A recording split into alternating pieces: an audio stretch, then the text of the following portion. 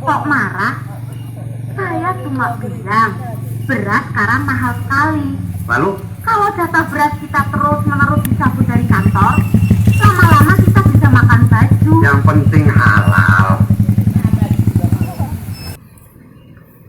Selamat malam Tribuners. Saat ini Insya Allah berada di dia akan menjadi salah seorang jalan lintas di antara Sumatera pemuda-pemuda yang di akan Kelurahan membangun Rukit, negeri ini dalam Kecamatan keimanan. Rukit, Kabupaten Sulawesi Utara, Membersihkan udara negeri ini Sekretariat yang kotor Majelis oleh Pimpinan kemunafikan, Cabang Pemuda oleh Pancasila syirik, Kabupaten Sulawesi Utara. oleh slogan-slogan komunis yang menyesatkan Malam dunia. ini pengurus Astagfirullah. Pemuda Pancasila Kabupaten Sulawesi Utara mengadakan nonton bareng atau nobar film pengkhianatan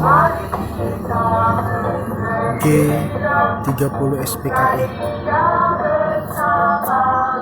Cara ini diikuti oleh para pengurus Pemuda Pancasila Kabupaten Sulawesi Utara